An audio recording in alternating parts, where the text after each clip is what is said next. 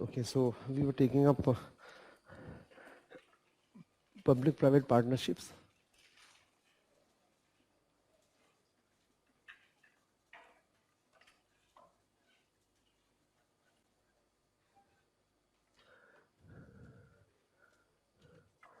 So PPP models. Okay, so we have discussed few models. Now, few there was, the most common. Which was the most common model among that, which we have discussed? Uh, the most common model was BOT. All major projects were taken up in build, operate, transfer. But there were some problems, like lot of litigations were there. Like for example, as I told you, this in Delhi, this airport metro and some highways, etc. There were some litigations. So, okay, so because of this, actually, when in the last around on, huh, hmm.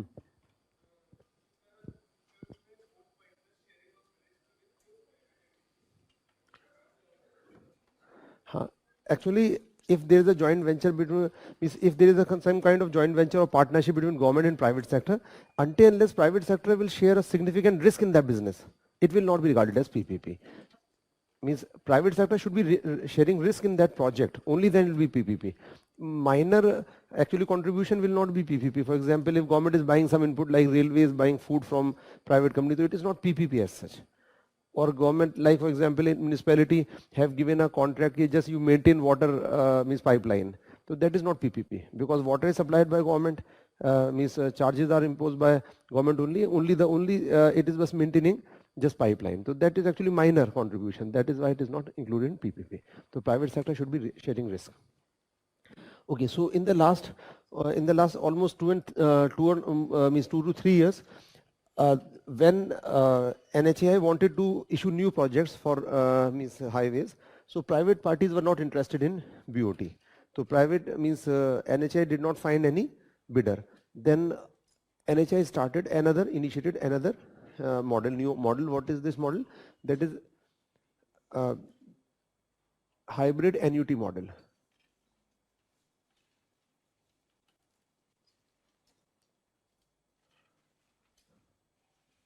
So what is hybrid annuity model?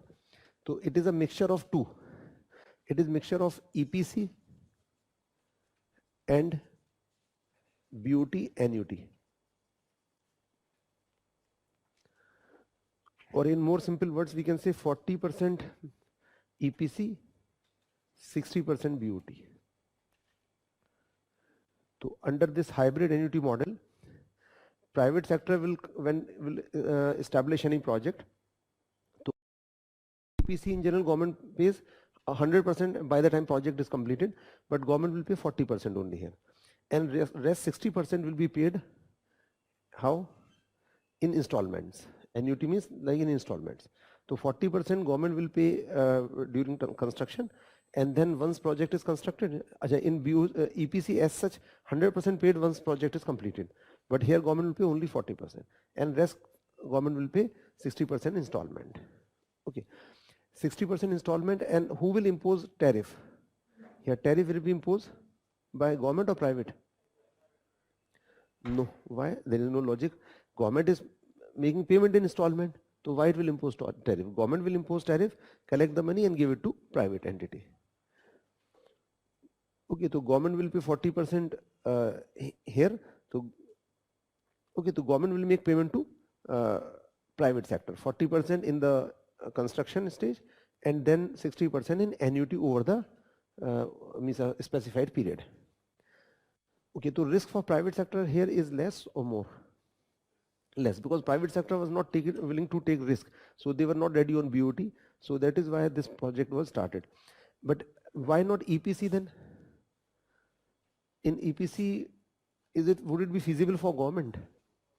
No, so it won't be feasible because 100% for huge project will be very difficult. So private sector has to, so it means that initially government has to arrange 40% and private sector has to arrange 60% initially, and then government will collect all and pay back this. So it has reduced some financial burden on private sector also somewhat. Government has shared some burden initially, and then somewhat risk also reduced. But here annuity is not exactly fixed amount. It is actually variable depending on the tariffs collected. so that there should be some incentive should be there. So some risk is there, but that is negligible.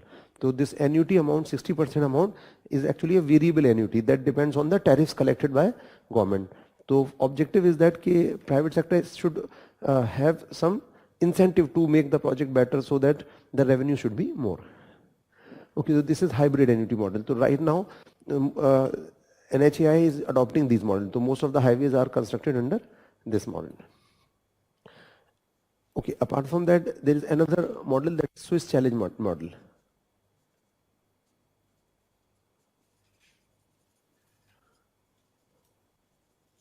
Swiss challenge model, it may be called unsolicited bids.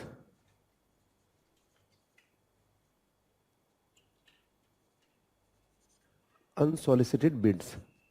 Unsolicited bids means कि private company may submit a bid without invitation, without actually government inviting bids. So on its own, private sector may submit a proposal कि we want to establish this project or renovate this project. So this is unsolicited bids or Swiss challenge method. So what happens here? Let us suppose if there is a private company, let's suppose A company, it offers a proposal. It provides a proposal. For example, for renovation of any project. Okay, let's suppose proposal means proposal of A, let's suppose. Then if government will think, okay, we can move forward, then what government will do under Swiss challenge model? Government will put this proposal in public domain.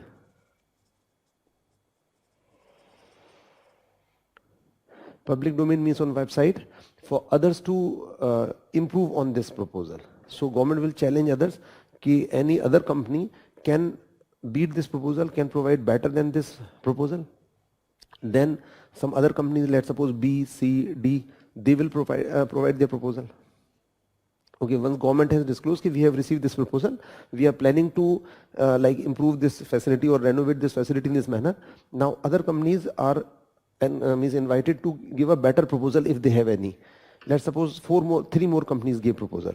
So proposal of B, proposal of C, proposal of D, let's suppose.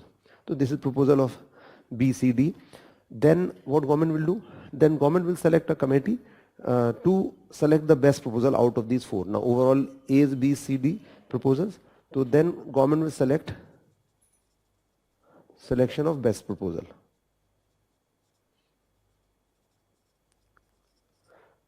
Let us suppose C's proposal is selected. So C's proposal, let us suppose, is best. This is selected by government. So government usually set up one committee of experts to select the best proposal which is best. Then government will go forward by C's proposal. So what do you think government should give first right to which company, A or C? A. So government will give first right to A. Okay, can you take up this proposal? If this company says yes, then you can go forward. If this company say no, then actually C will be asked. Okay, so first priority will be given, and if this will say no, only then this. Okay, so A will be asked to take up this proposal which is presented by C. So if you can carry forward with this, okay, go forward, otherwise government will give it to another company. So this is Swiss challenge model. So is it desirable or not? Yes, as such desirable because there is competition, but there may be some issues in that. Government set up one committee, Kelkar committee, and rather Kelkar committee suggested that government should not opt for this. Reason is that in India, the private participation of private sector is less. So there are chances that there could be manipulation. For example, one company might give a proposal, and then even if government may put on public domain, so other players may not be there, so it may just submit some dummy proposals. So this may lead to corruption. The chances of corruption are there. So this committee said that this is not desirable because it lead to information asymmetry, because some companies have more information as compared to in general, and participation is less, so there may be chance of corruption. So anyway, government has adopted it for renovation of railway stations. So 400 railway stations have been to be renovated on the basis of this solution. To 400 railway stations, government is going for renovation of railway stations. 400 railway stations have been identified to be renovated under this model, Swiss challenge model. Okay, these are some models. Now, what are problems in PPPs? So issues and simply reform policies. Problems in PPPs.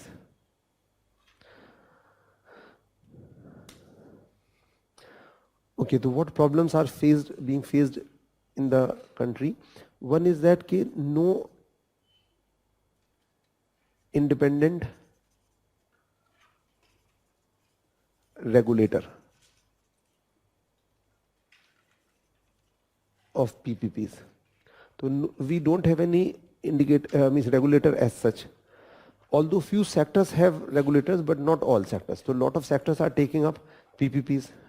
But so even Kelkar committee suggested in 2015 government set up Kelkar committee. It gave report. It suggested that in every sector which is taking up PPP must have a regulator. So what may be problem if there is no regulator? Malpractices like chances of this thing also will happen. Collaboration. Other is that they may not maintain quality. So quality of service may go down. Okay, so quality of service may go down, and there will be problems of this kind of cartelization type thing. Rather we can say possibility of actually some cartelization as such in bidding process as such. They may decide, okay, nobody will bid less than this. So these chances may be there. They may be charging even somewhat higher tariffs, increasing tariffs. So these possibilities may be there. Okay, so only few sectors have regulators, not all sectors. Other is lack of information.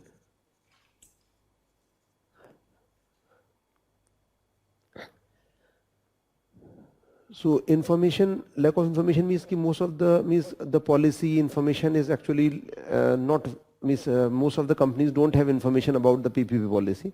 So what will be the problem if private entities don't have much information about government policy, etc.? Then what may be the problem here? Lack of competition. It will reduce participation of companies.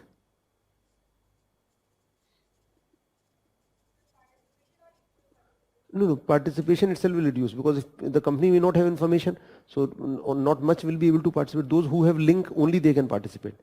So general information is as such not much available to reduce participation of companies. Only those companies will participate who have some connections, who can get access to information, only they can bid. And competition will reduce because participation will reduce, so obviously, so government will not get better bidder, and even chance of corruption increases. Other is lack of institutional capacity. Lack of institutional capacity means government officers, they have to be trained in this thing or not, like how to assess viability of project, because this is projects are for usually long time, 10, 20 years, even 30 years. And the business model is somewhat different from normal business model. Okay, and because period is very long, so situations may change.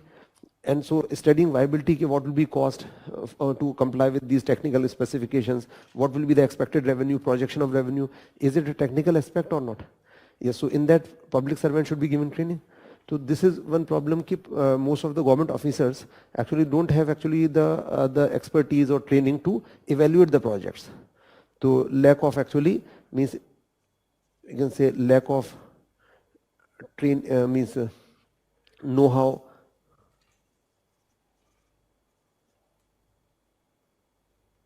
/ training,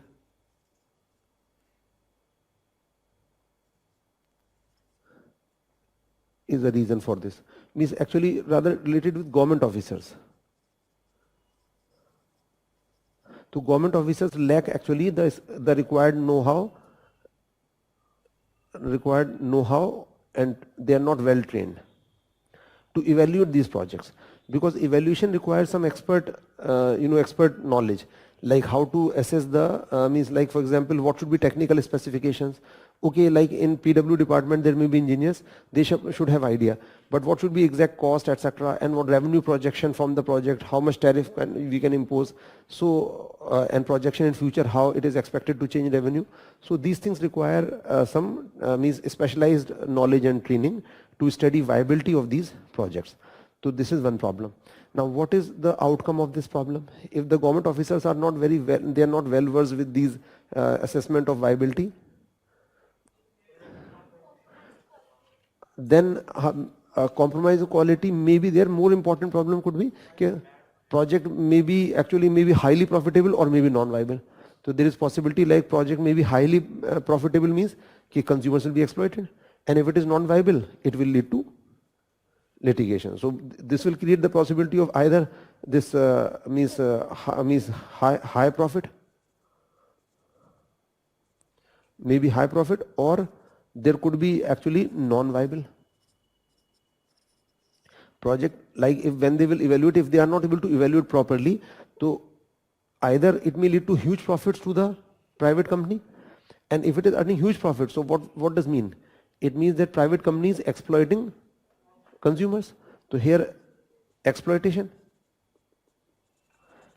And if project will become non-viable, then there will be litigations, etc., grudges, and investment climate will actually litigations.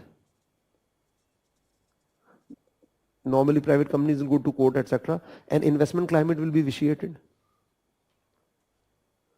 Okay, so either this chances of these things are quite high.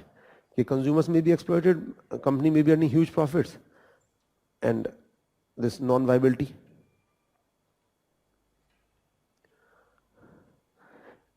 Another is lack of project development.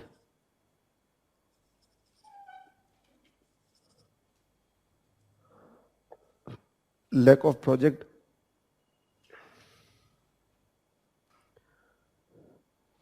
development means like for example viability studies, economic viability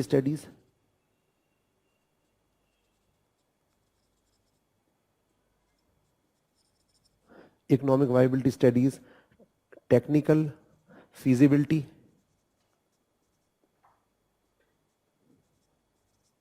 studies,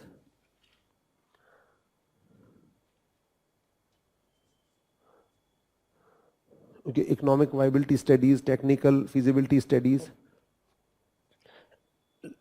means legal documentation rather, here terms and condition, what should be legal terms and conditions ki in future if situation will arrive like this, so litigations will increase. So how to means reduce litigation. These are the, so because of this lack of viability studies, technical feasibility studies, so chances of these problems will arise. The project may not be much realistic, so it may lead to these problems. So lack of project development means that technical assistance and expertise is somewhat missing, especially relating to PPP. So this is relatively actually new in India, although we are taking up means vigorously since last 1 decade, but still not very matured. Other is one general problem is actually problems related to ease of doing business, so low EODB. So one very important problem has been problems in land acquisition.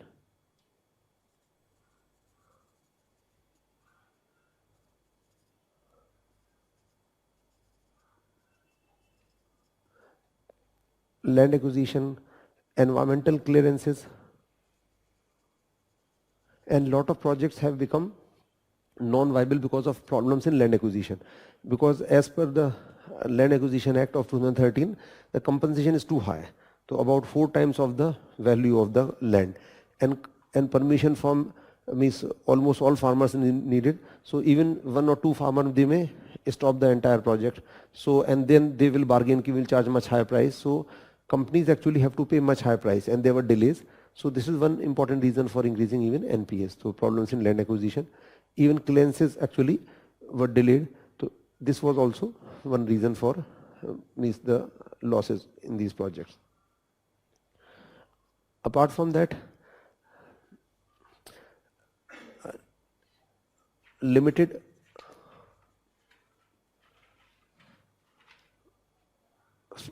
financing options. So limited financing options means कि in India PPP projects are primarily dependent on bank finance. Why? Because long-term financing institutions are they are actually small relatively. So long-term financial institutions especially like NBFCs so any example of long-term financial institutions? Long-term financing institutions are actually their resources are very limited. Example like insurance, because insurance actually is usually for long-term. Even pension funds, PF and pension funds are there, because when people actually contribute to PF pension, that is invested in funds that is managed by, that is invested in securities, that money keeps on growing. So PF funds, pension funds and other actually infrastructure finance companies are actually not very matured in India.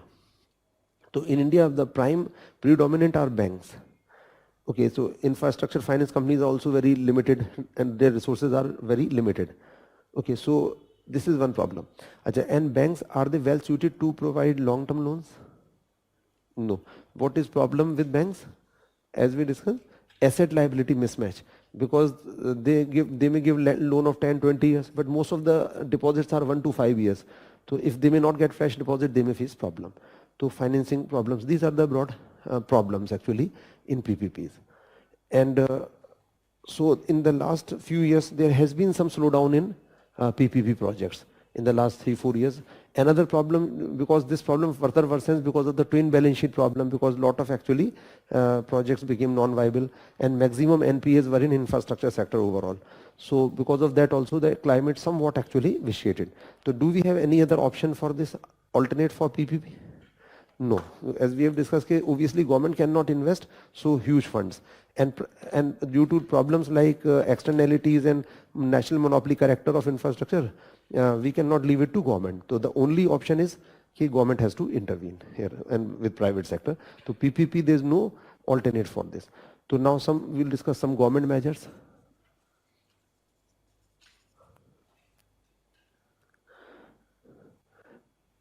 The government has set up PPP appraisal committee.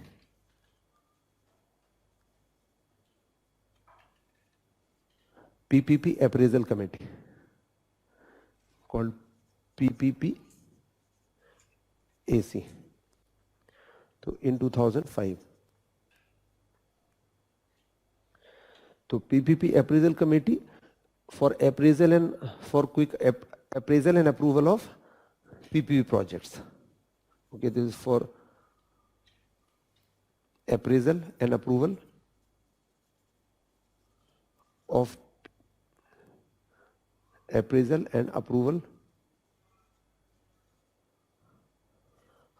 PPP projects.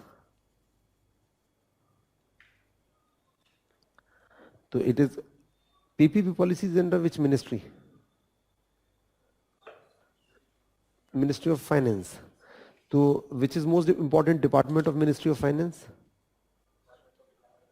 Department of Economic Affairs, DEA. So Secretary DEA is head of this. Secretary Department of Economic Affairs is head, because Budget Economic Survey is also prepared by this department, Department of Economic Affairs. So it is under this Department of Economic Affairs in the Ministry of Finance. So Secretary DEA is head of PPP AC.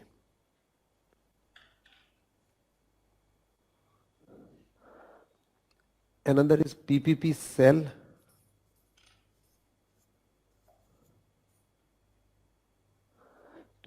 PPP cell has been created under DEA, means under this Ministry of Finance. So this PPP cell actually is a nodal, you can say main department, we can say this cell, it coordinates with other ministries, etc. for PPP policy, because different ministries take up PPP projects. So it provides them assistance, coordinate with them how you should actually negotiate, etc. So PPP cell has been established. Other is for training of government officers, National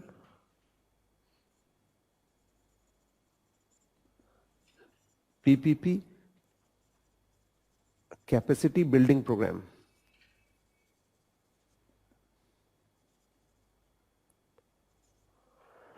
National PPP Capacity Building Program was launched by government.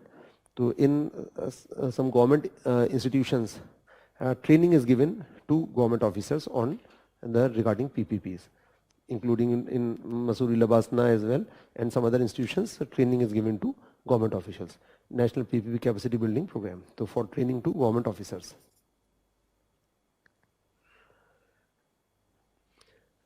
Other is online toolkits.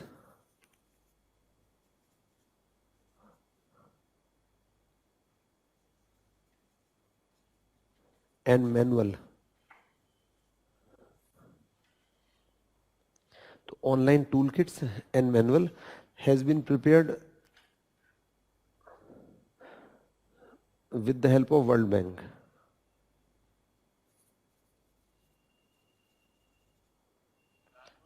Manual means online toolkits and manual have been prepared with the help of World Bank for information dissemination.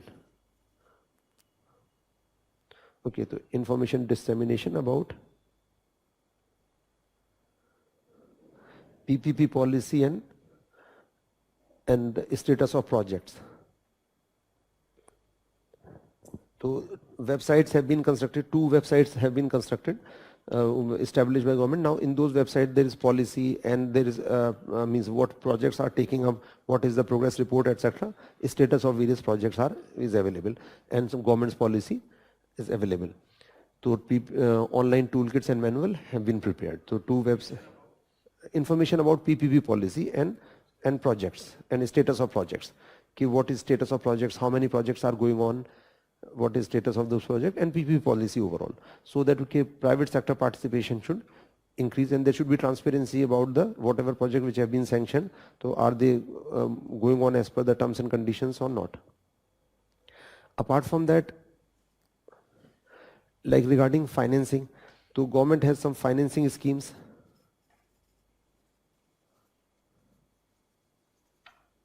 So various financing schemes have been introduced. For example, like which is the most important financing scheme of government under this type of subsidy scheme? That is viability gap funding.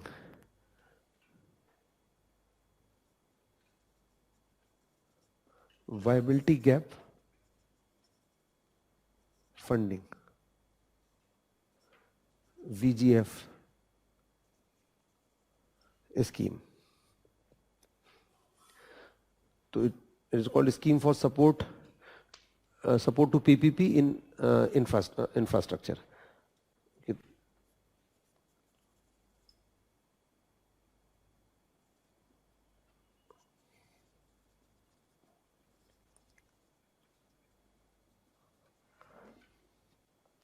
The scheme to support PPPs in infrastructure. So launched in 2005. So what is meaning of viability gap? Any idea? Viability gap simply means if in a business, if the whatever is the expenditure or cost, if that can be recovered, then it is viable, means it can be profitable. And if the cost cannot be recovered, revenue is not enough to recover the cost, it means that it is non-viable. So if let us suppose a project is actually non-viable, but it is very important for socio-economic development, then government will actually, the viability gap will be, let us suppose cost of a project may be 10 lakh rupee and the revenue, maximum revenue throughout the life may be 8 lakh. So do you think private sector will invest in this? No, it is non-viable, because maximum recovery could be 8 lakh and the cost overall is 10 lakh. So there will be loss. So this is non-viable. But if it is socially important, then government will bear this gap. Government will say, okay, we will give you grant of 2 lakh and just invest. Okay, so in this scheme, government provides actually grant or subsidy at the time of construction of project to private for those projects which are socially very important but they are non-viable. Okay, so projects which are socially very important, which are important for socio-economic development but are non-viable, so government provides grant. And how much grant is provided? Grant is provided at the time of construction. Okay, construction of project. Okay, just construct this project, we will give you grant. Okay, grant up to how much? Means grant, or we can say subsidy, to up to 20% of project cost. So grant up to 20% of project cost is given by the government. So this is obviously under finance ministry. So approval is also, the committee which gives approval is also headed by Secretary, Department of Economic Affairs. Okay, so means up to 20% of project cost actually grant is given by this government. But and if in that project there is another government like state government or another ministry, then it may also provide grant but not more than 20%.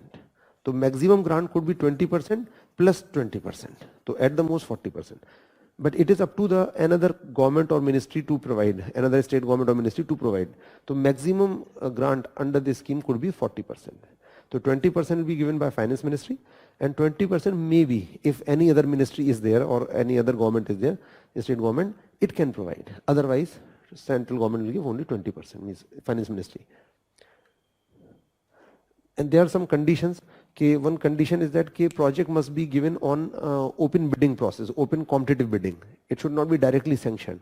So because otherwise if they be directly sanctioned, then there will be chances of corruption could be there. So open bidding process should have followed.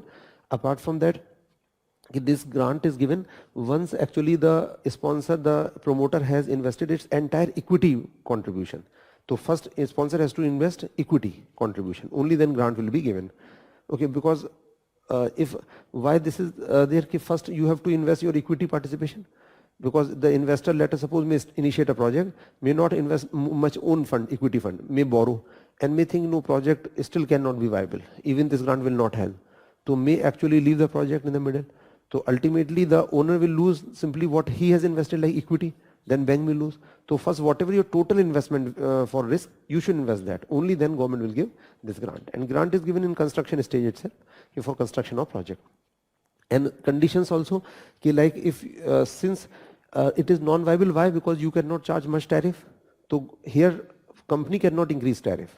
So company has to provide service at predetermined tariff, because they are taking grant from government because revenue is not enough, and why revenue may not be enough? Because tariff may not be high.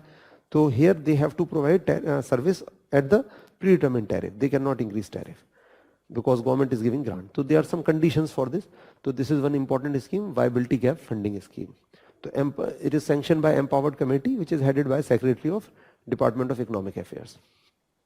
Apart from that, to encourage banks to lend to these infrastructure projects, government has initiated one scheme called take-out financing. Take-out financing. So what is take-out financing? To take-out financing, the objective of this scheme is to overcome the which problem of asset liability mismatch. If let's suppose bank has given long-term loan, but in future there may be some crunch, bank may not get so much deposits. So under this scheme, if bank has given loan to any company, project for maybe 10, 20, 30 years, and if it want it after 1 year, it can transfer that loan to others. Just like people can do refinancing. Refinancing is done by people itself. Like you have taken a home loan. Now the bank, your bank is charging high interest. So you may transfer that loan to other bank. So other bank will pay the remaining amount to your first bank, and now you will pay EMI to the second bank. So just like people do refinancing, here bank can transfer themselves. So in this scheme, after 1 year, there are some conditions. It should not be less than 1 year, and project should be on time, on schedule. Then bank can transfer the loan to other financial institutions. Second bank, it may be bank or maybe infrastructure finance company. So banks have to lend, infrastructure finance companies, they have to lend to infrastructure projects. So they will lend, actually they can give a fresh loan or they can take this loan. Now the risk in this will be for other bank will be high or low. The condition is that project at least bank can transfer after 1 year, and project should be on schedule. So risk will be high or low? Low, because risk is more in initial year. So after 1 year, and project should be on schedule. So it means that for the other bank, the risk will be low or high? Low. So it means that if you are lending, if your project is strong, viable, no problem, you can easily transfer to others. Okay, but if bank has lent and that there is some problem actually within 1 year, then bank cannot transfer, or not before 1 year bank can transfer. So if bank is giving loan to sound projects, then bank can easily transfer. So it will give flexibility to banks to transfer to others. So that is take out financing scheme. Even one scheme was there earlier, that is 25/5, but that is abandoned by RBI.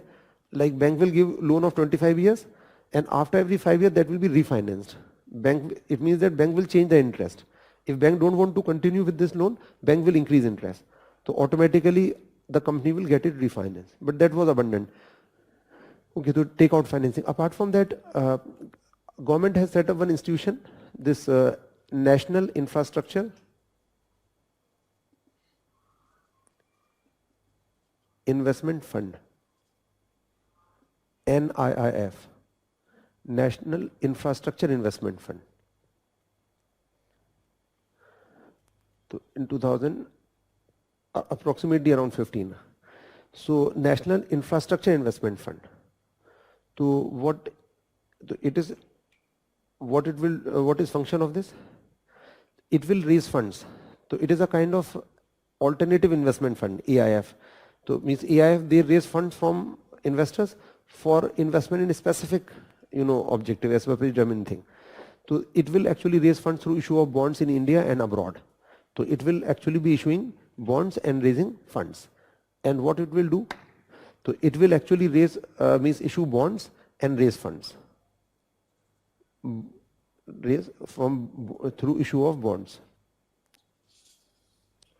Raise funds. And what it will do with the funds? It will invest those funds in infrastructure finance companies. Infrastructure finance companies. Okay, so it will issue bonds, through bonds will raise funds, and when funds, whatever raise, it will invest in infrastructure finance companies. Even there is a public sector infrastructure finance company, India Infrastructure Finance Company Limited, IIFCL, India Infrastructure Finance Company Limited.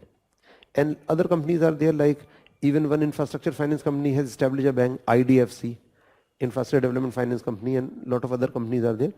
So it will actually raise funds and invest in infrastructure finance company. In which form? Here it will invest in the form of equity. This form will be in the form of equity.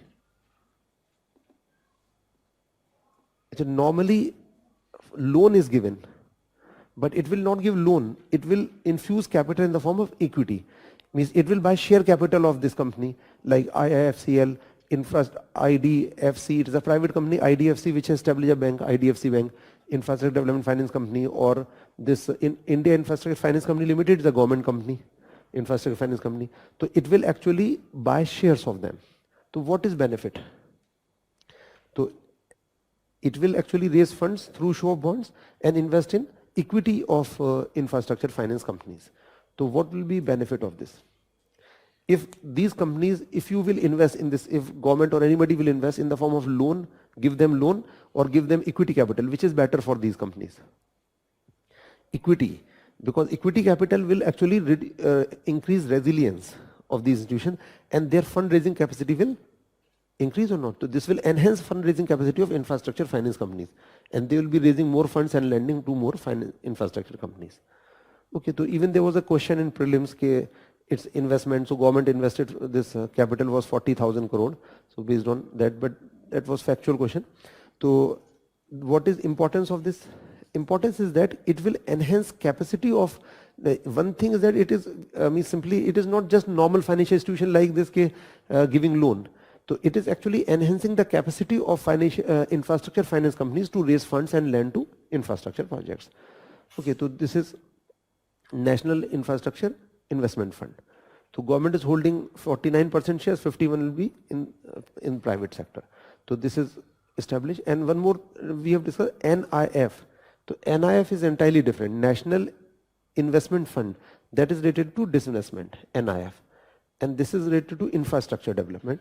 So it is providing finance to infrastructure finance companies. Okay, so these are some, for financing, these are some important initiatives. And a government setup, finally, in this case, Kelkar committee was set up.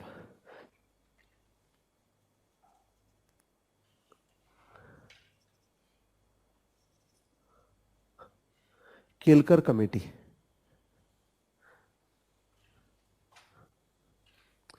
So Kelkar committee gave some suggestions like we have discussed, like, so just you can go through, I'll give you a brief idea about this.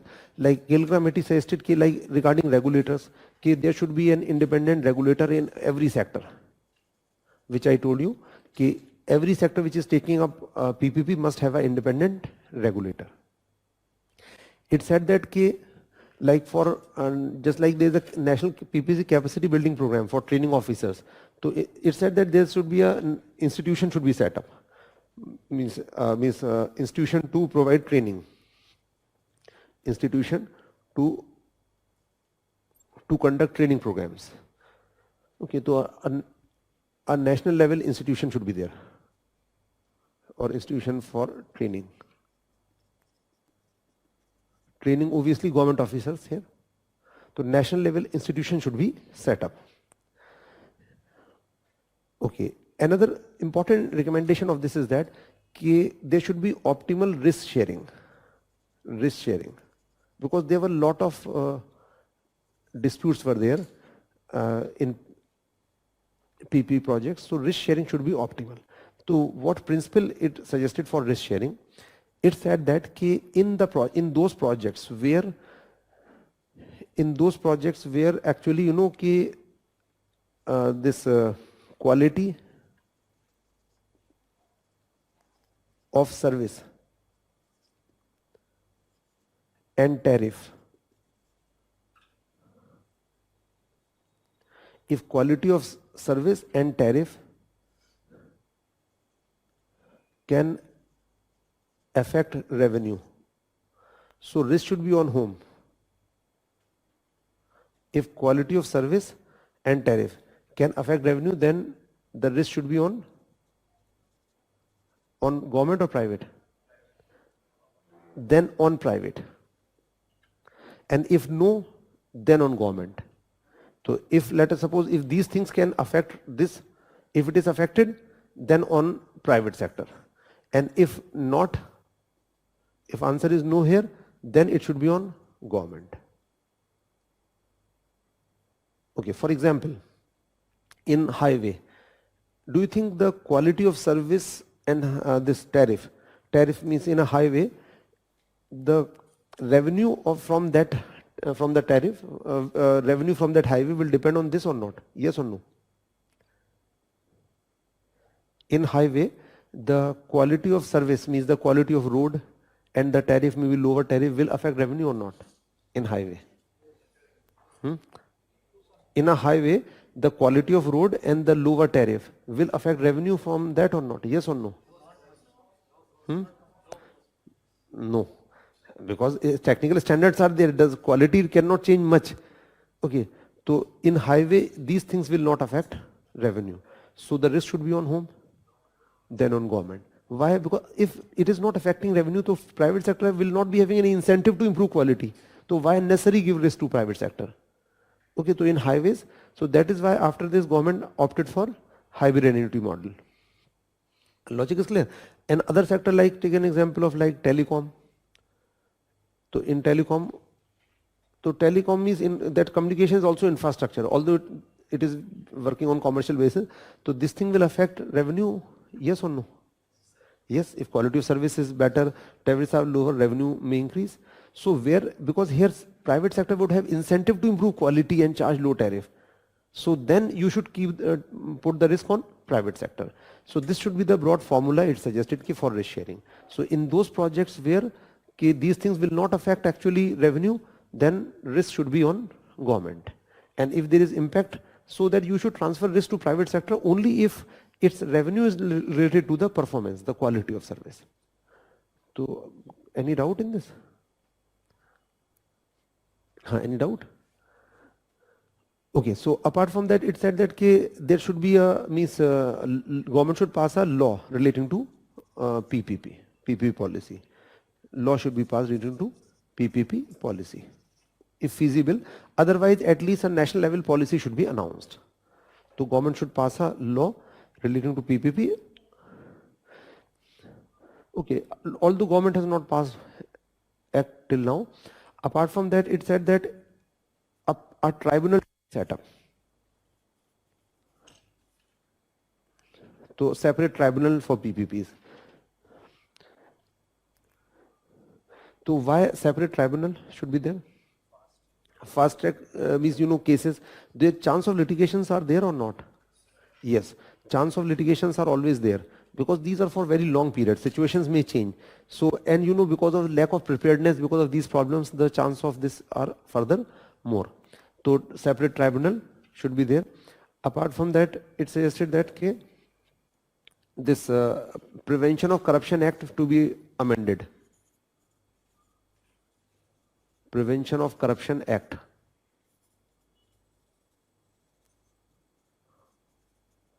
(1988) to be amended. Why to be amended? To distinguish errors of judgment, genuine errors of judgment, and acts of corruption. So there are two things, like errors of judgment,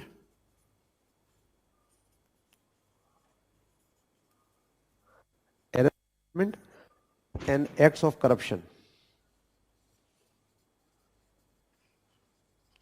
So it should distinguish between errors of judgment and acts of corruption. What is the reason for amendment in this act? Because sometimes government officers are not willing to renegotiate the project, because they may think, like, if there is some genuine problem with the company, revenues are not enough, they may give some concession, then there may be inquiry against them, they might have accepted bribe and they did this thing. So public officers should be given some protection also, so that they should be able to take some bold steps, because they are not willing to, public officers, servants, even knowingly, they will not take any initiative to restructure. Why? Because they will think, why unnecessarily, why to why to take unnecessary risk? There may be inquiry against me, so why should I bother? Go to court, whatever you want. So rather, to reduce litigations, means the project may be restructured to some terms and conditions, should be restructured by public servants. So there should be some distinction between this thing, errors of judgment and corruption, so that public officer can take some bold decisions and can reduce the chance of litigations. Okay, apart from that, till now government was not willing to renegotiate. It said that the government should actually, there should be inbuilt guidelines for renegotiation, on in which conditions will be renegotiated. So there should be actually conditions for renegotiation, or inbuilt conditions for renegotiation.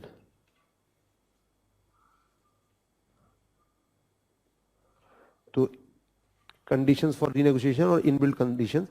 In project documents, there should be inbuilt conditions for renegotiation. If the situation will change in this manner, then we will renegotiate, we will change these things in this manner. So government should be open to renegotiation, and it gives suggestions regarding renegotiation of existing projects also. So then government actually after this issued some guidelines for renegotiation of projects. How projects should be could be renegotiated. So existing projects are now open to renegotiation. Government issued some general guidelines on what broad parameters we are ready to discuss, and we are ready to somewhat accommodate your concern. So earlier government was not willing to renegotiate. That was simply leading to litigations. So it said, since case situation may change in future, so you should open to renegotiation. So in the new agreement there should be inbuilt conditions, and for existing you should actually, on the basis of broad parameters, you should renegotiate them to try to reduce litigations, so that investment climate should not be vitiated. So these are some broad recommendations, and even it also said that there should be proper appraisal. For that there should be a credit rating system. So government is developing a credit rating system for PPPs. Credit rating system for PPPs.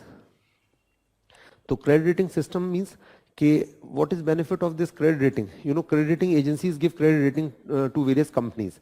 So if rating is high, it means risk is less.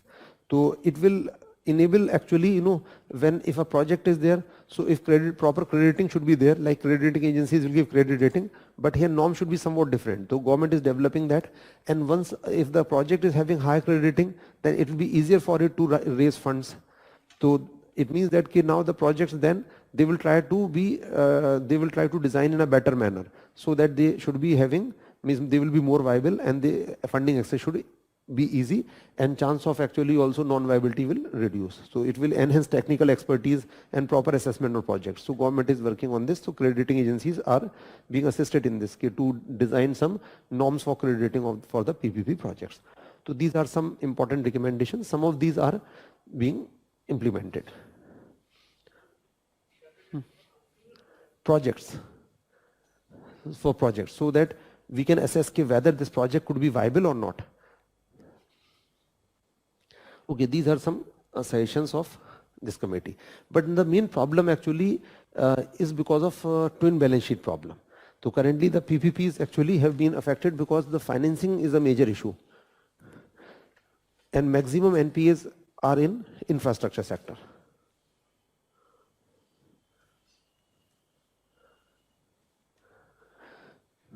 Okay, this is about PPP. Now next we'll come to external sector. अच्छा वहाँ से ये वो of कर, वो नीचे कर देगा पर्दा. हाँ.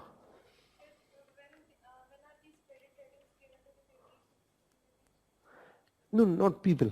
These will be given to projects. Okay, this project is expected to be viable or not. If the rating is AAA or maybe AA, so it means that this project. So different rating agencies give different ratings, AAA or AA plus or A plus like that, or B, BB or C. So credit rating? No, even at the initiation they can give, yes. Because one project is actually, they are preparing a project, before initiation they will give assess and will give a credit rating. Okay, to what extent it is expected to be viable or not, how much risk will be there. So it will make it easier for them to raise funds. Okay, once project is completed, it is over then. So once, let's suppose highway is constructed, they are collecting toll, then there won't be any use of giving rating or after that. Okay, now next we will discuss balance of payments and exchange rate in external sector. Balance of payments.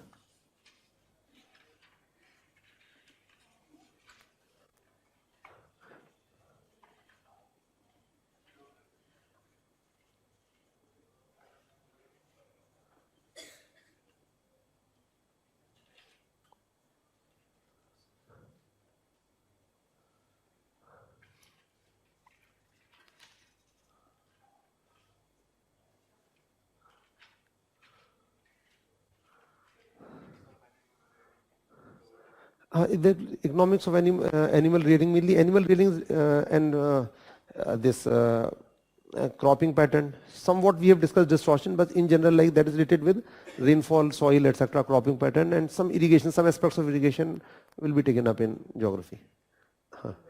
Even infrastructure is also like taken up in that.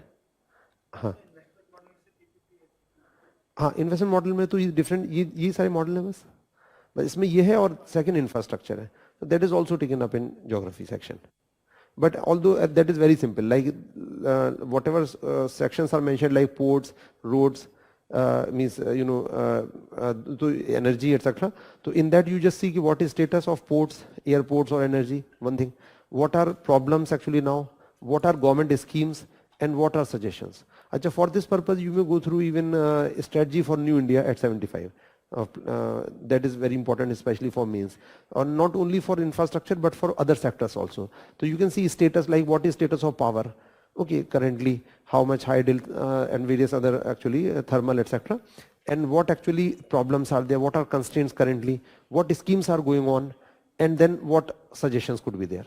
So these broadly 4 things, like there are I think 4 sectors they mentioned.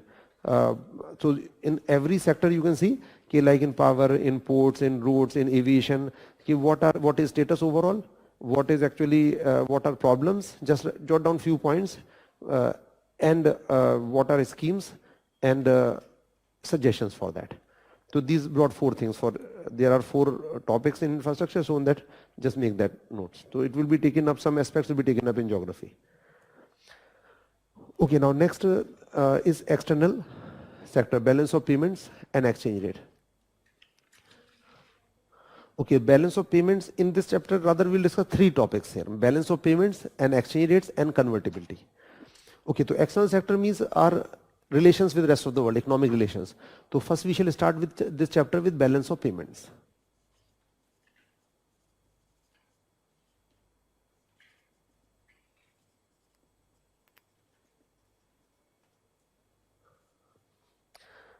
So any idea what is meaning of balance of payments?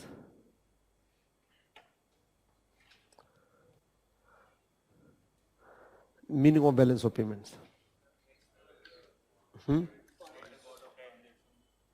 Simply transactions with rest of the world, whatever transactions we do with the rest of the world. So record of all transactions with rest of the world. So just mention this thing, it is a systematic record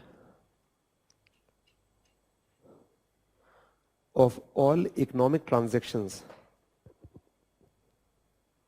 of a country with the rest of the world. Economic transactions of a country with the rest of the world.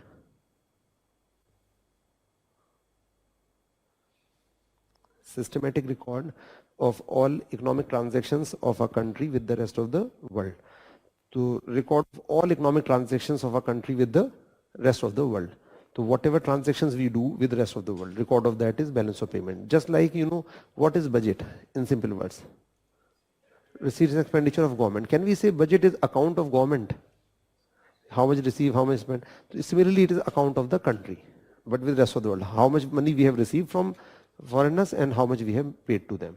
So entire record, whatever we have received. What are transactions we do with the rest of the world? What type of transactions we do? Like